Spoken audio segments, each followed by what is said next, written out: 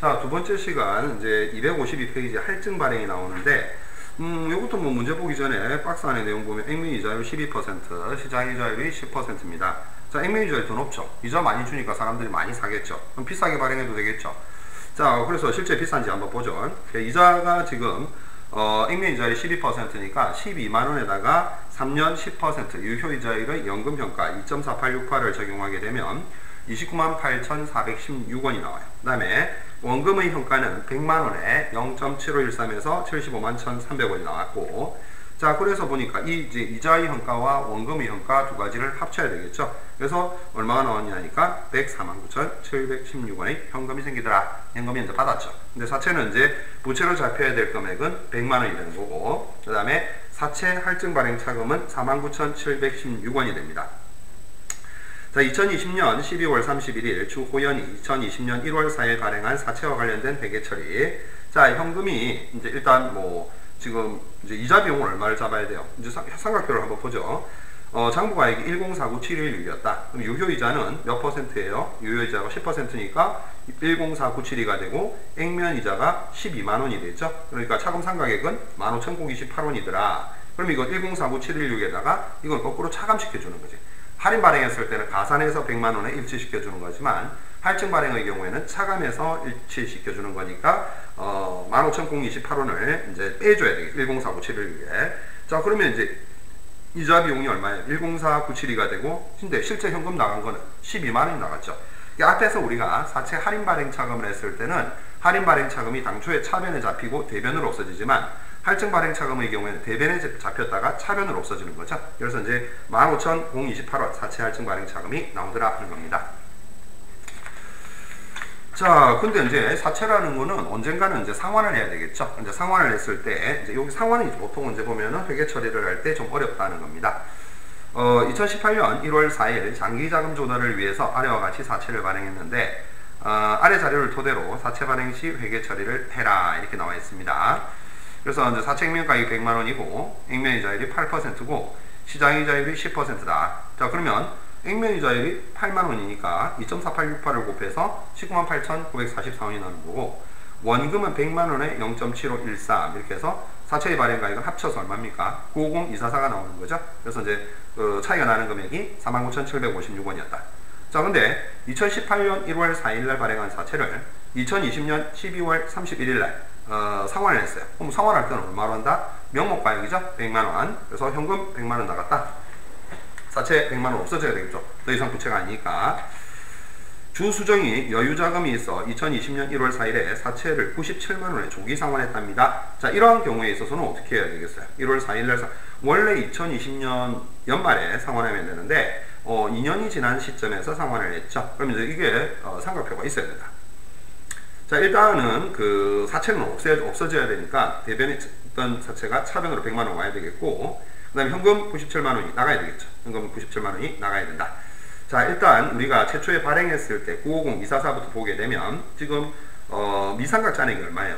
지금 미상각 잔액이 18205의 삼각표 상에 18205인데, 자, 그럼 현금은 얼마를 주고 상환했는데 97만원을 주고 상환을 했죠. 그럼 미상각이 18205 이렇게 되면 지금 그 차변에 나와 있는 사채 100만원하고 차이 금액이 발생합니다. 차이 금액이 발생하는데 그건 결국에 뭐다? 지금 100만원을 상환하는데 할인 발행 차금까지 합쳐봐야 988205밖에 안 되죠. 나머지가 11795인데 그게 사채 상환 이익이 된다 하는 얘기입니다. 뭐 이런 식으로 이제 우리 보고, 또 여러분들이 연습 문제 하고 그 뒤에 다 풀어보고, 일단 뭐 이제 시험도 다가오니까 그래서 정리를 좀 해줄 필요가 있겠죠. 자, 그 다음에 이제 우리가 넘어가야 될 게 자본회계다. 자본회계를 상대적으로 좀 어려워하는데, 이제 교과서 뭐 어떤 교과서든지 항상 뒷부분에 있다. 그래서 뭐 우리가 한 뭐 중간고사 기간 지나고 나면 뭐 자본회계까지 해서 거의 다 끝날 것 같은데, 다시 앞으로 넘어가서 이제 리뷰를 할 거다. 자본이라는 것은 뭐냐 하는 거죠. 자, 자본은 자산에서 부채를 차감한 잔액이다. 뭐 이건 알죠. 그래서 회사에 자금을 투자한 소유주의 몫을 나타내고, 그래서 일단 기업의 자산이라는 것은 부채하고 자본이라고 이렇게 두 가지 원천으로 조달된다 했는데, 이 원천이 뭐예요? 부채는 타인 자본이 원천이고 자본은 자기 자본이 원천이죠. 그래서 기업의 자산이라는 것은 부채와 자본을 합한 것이다. 그래서 채권자가 제공한 자금, 그러니까 남의 돈이라는 거지. 그래서 부채가 있고, 그다음 소유주가 제공한 자금은 자본, 자기 자본이 되는데 이게 이제 우리 돈이죠. 그래서 자본이라는 것은 자산에서 부채를 차감한 것이다. 뭐 이런 기본적인 내용을 알고 있을 거고. 자, 여러분들은 이제 이 그 자본과 관련된 이 부분을 항상 똑바로 알아야 된다는 거지. 자, 자본의 분류를 보게 되면 개인 기업의 자본은 설립 시에 출자한 자본금과 한 해 동안 벌어들인 이익으로 이루어지게 되고, 주식회사는 주식회사의 자본은 발생 원천에 따라서 다음과 같더라. 자, 그래서 자본을 보니까 5가지로 구성이 되어 있죠. 자본금, 발행주식의 액면가액 합계 법정 자본금이고, 자본잉여금은 자본금을 초과해서 출자한 금액이고, 이익잉여금이라는 것은 말 그대로 이제 이익이 회사에 남아있는 거죠. 그래서 이익 가운데 회사에 남아있는 금액이고, 자본조정은 자본에 일시적으로 가감할 금액이다. 그래서 기타 포괄 손익 무계획 같은 경우는 기타 손익 변동액 중 미실현 금액을 손익에 반영하지 않고 재무상태표에 반영하는 것이다. 그래서 요거 5가지는 순서대로 기억을 해야 되는데, 자본금, 자본잉여금 이게 순서가 조금 잘못됐죠. 그러니까 이 자본조정하고 기타 포괄 손익 무계획이 올라가고 이익잉여금이 아래로 내려와야 된다.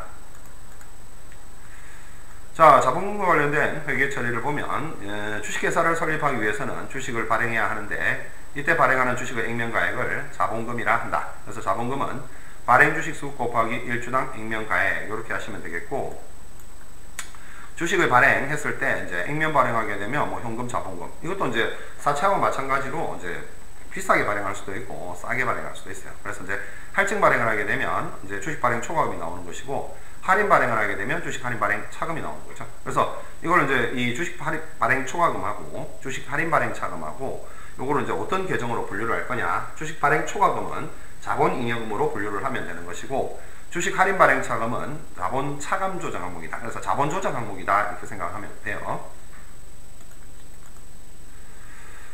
자, 자본잉여금이 좀 먼저 나오는데, 자본잉여금은 일단 자본거래로 인한 자본의 증가분 중에서 그 법정 자본금을 초과하는 금액, 조금 전에 뭐 봤습니까? 주식 발행 초과금 봤었죠. 그 다음에 이제 또 다른 자본잉여금은 감자차익, 기타 자본잉여금 이런 것 등이 자본잉여금이 된다. 그래서 자본잉여금은 3가지로 이제 이렇게 여러분들이 기억을 하시면 되겠는데, 회사에서 이제 주식 발행 초과금 같은 경우에 앞에서 이제 회계 처리한 걸 살펴봤지만은 회사의 설립시나 증자시 주식의 액면가액을 초과해 납입된 금액이고, 감자차익 같은 경우에는 자본금을 감소하는 과정에서 발생한 것으로 자본금 감소액이 자본을 감소하는 데 소요된 금액을 초과하는 거. 이제 자본금을 줄이는 거죠. 줄이는 거. 자, 기타 자본잉여금은 기타 자본거래에서 생긴 잉여금인데, 자기 주식 처분이익이 있을 경우에 그 자기 주식 처분이익 중에서 처분 손실을 차감한 금액이 된다. 자, 이익잉여금이 나옵니다. 자, 이익잉여금이라는 것은 말 그대로 이제 손익거래에서 발생한 이익 중에서 사회로 유출되지 않고 사내에 남아있는 부분을 축적한 것을 말한다. 그리고 이익잉여금 처분계산서라는 것은 주식회사가 벌어들인 이익이 어떠한 용도로 처분되며 처분한 후에 남아있는 잔액이 얼마인지 알려주기 위해서 작성하는 보고서다 하는 겁니다. 자, 이익잉여금도 이제 우리가 또 전체적으로 분류를 해보게 되면, 또 이제 앞에 교재 보면서 또 화면을 볼 건데 빠르게 이제 화면 한번 전체적으로 보고 그 다음에 보자는 거죠. 이익준비금, 기타 법정 적립금, 임의적립금, 차기이월 이익잉여금이 있습니다. 그래서 이익준비금은 일단 채권자를 보호하고 회사의 재무적 기초를 견고히 하고자 상법상 강제적으로 적립하는 법정 적립금을 이익준비금이라고 하고, 기타 법정 적립금은 조세특례제한법, 여러분들 이제 세법 배웠을 텐데 조특법에서 조특법과 같은 법률 규정에서 적립하는 이익처분액을 말하고, 임의적립금은 법률에 의하지 않고 회사가 임의적으로 일정한 목적을 위해서 적립하는 금액, 그것을 임의적립금이라고 합니다. 그 다음에 차기이월 이익잉여금은 배당금을 지급하거나 다른 목적으로 적립한 후에 남아있는 잉여금으로 단기이익잉여금 처분계산서의 차기이월 이익잉여금을 말하는 것이다. 자, 배당금은 말 그대로 이제 배당한 거죠. 누구에게? 주주에게. 회사가 이제 영업활동을 통해 창출한 이익을 그 투자한 주주들에게 보상의 의미로 지급하는 것을 우리가 배당금이라고 이야기를 합니다. 자, 자본조정 항목 나오죠? 자, 자본조정이란 항목의 성격상 자본에 가산 또는 차감하여야 하나 자본의 어느 항목에도 속하지 않아 임시적으로 처리하는 계정이다. 그래서 자본조정은 주식 할인 발행 차금, 미교부 주식 배당금, 자기 주식 기타 이렇게 나와 있는데, 주식 할인 발행 차금은 앞에서도 우리가 살펴봤었지만 주식을 액면가 이하로 발행한 경우 액면가액에 미달한 금액과 또 우리가 신주를 발행하게 되면 신주 발행비가 발생하는데 신주 발행비와의 합을 이야기하는 거고, 미교부 주식 배당금은 주식 배당 결의일에 임시적으로 처리, 그리고 후에 실제로 주식 발행 교부 시에 자본금으로 대체하는 것이다. 자기 주식은 주식회사가 일단 발행한 자기 회사의 주식을 다시 취득한 것을 말하고, 뭐 재취득 주식이라고 하는 이런 표현은 잘 안 쓰고 그냥 자기 주식이라고 표현을 씁니다. 여러분들이 나중에 이제 취업을 해가지고 그 회사에 자기 주식이라는 게 있을 때는 세무상 문제가 여러 가지 문제가 발생할 수 있기 때문에 항상 그게 제대로 법적으로 하자 없이 처리되는가를 꼼꼼히 살펴볼 필요가 있다. 자, 기타 자기 주식 처분 손실, 배당건설이자 주식 매수 선택권 등이 있습니다.